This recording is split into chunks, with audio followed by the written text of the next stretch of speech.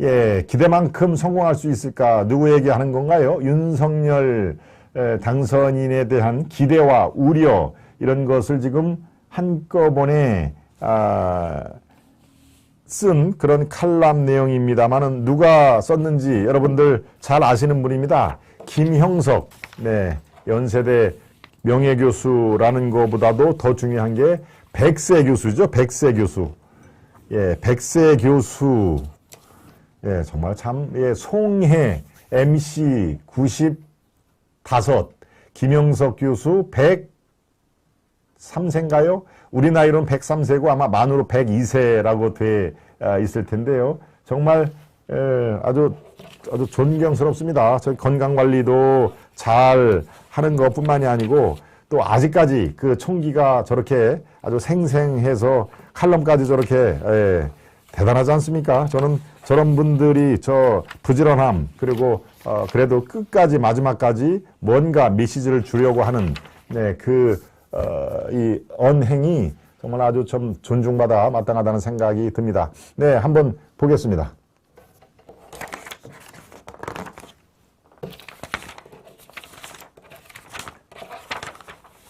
여기에는 자료를 또 뽑지를 않았군요. 예. 자, 그러면 화면을 좀 키워주세요. 예, 먼저 전체적으로 방향이 바로 윤정부 5년 정치 방향과 방법을 바로잡아야 된다.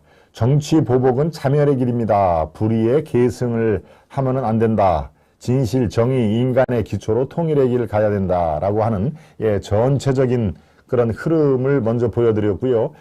자세하게 이 의미 있는 내용을 간략하게라도 소개를 해드리겠습니다. 네, 김형석 교수, 명예교수 사진이 나오고요.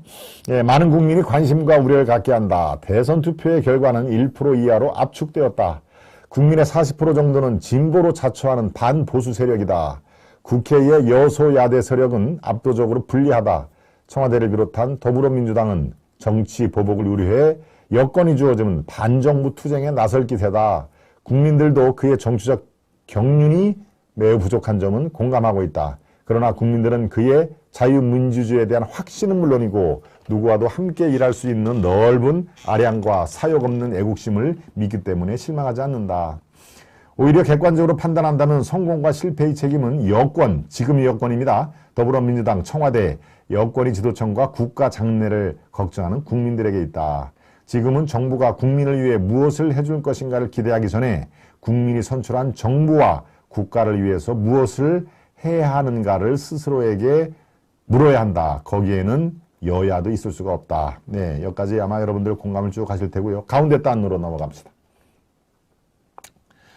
생각 있는 국민들은 냉전 시대를 마감했고 좌우와 같은 과거로 되돌아가려는 정치 이념을 원치 않는다.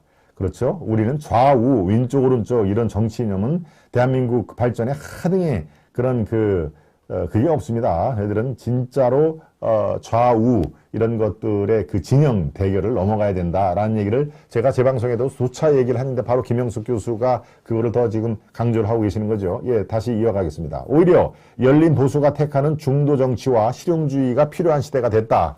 이념을 앞세운 진보가 러시아, 중국과 같은 후진성을 탈피하지 못하고 있다. 우크라이나 전쟁을 보라. 제2차 세계대전이 세계 역사에 남겨준 약속이 있다. 지구 위의 식민지는 더 이상 존재할 수 없으며 무력으로 약소국가를 침범하는 국가는 전쟁 범죄자라는 역사적인 교훈이다. 중국 정부의 홍콩에 대한 처사, 대만을 무력적으로 위협하는 형태는 종식돼야 한다. 예, 이제 세 번째 단으로 결말을 한번 보시죠. 그렇다면 그 범악의 원천은 어디에 있는가? 러시아 패권주의의 정치적인 야망이다. 중국이 대만을 보는 위상과 통한다. 북한도 김일성 정권 출발부터 적화 통일의 대남 정책을 바꾼 적이 없다.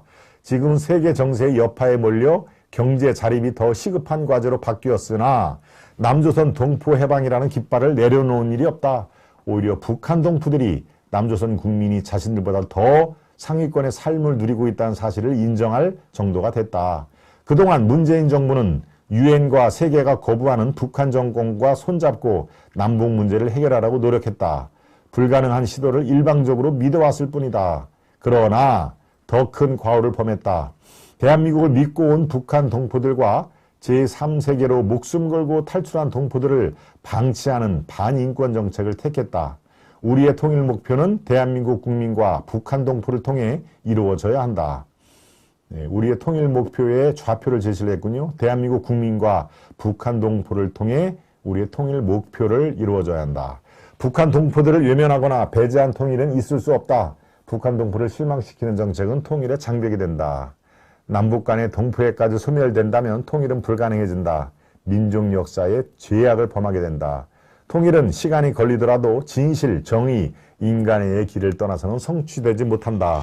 네, 연세대 103세 김영석 교수가 기대와 우려를 섞은 윤석열 정부의 당부의 예입니다. 특히 마지막 부분에 통일 얘기를 했군요. 독일에 목숨 걸고 넘어온 북한 동포들을 어루만지는 데서 시작을 해야 되지 않겠나. 통일이라는 게 지금 문재인 정부의 그야말로 북한 김정은 심기 맞추기에 초점이 맞춰진 거에 대한 그 반작용 이런 것들이 지금 5년 동안에 너무나 짙게 깔렸다. 빨리 통일 정책이라든가 인권 정책이 제자리를 찾기 바란다라고 하는 그런 내용으로 칼럼이 마감이 됐습니다. 네. 어르신 말씀이네요. 봄날 여행님이 공감을 표현을 해 주셨는데요. 네. 그렇습니다. 네, 김영석 교수의 오늘 칼럼 기대만큼 윤 정부가 성공할 수 있을까라는 내용으로 소개를 해드렸습니다. 네, 이번에 5번째 이슈로 여러분들과 마무리를 짓겠습니다.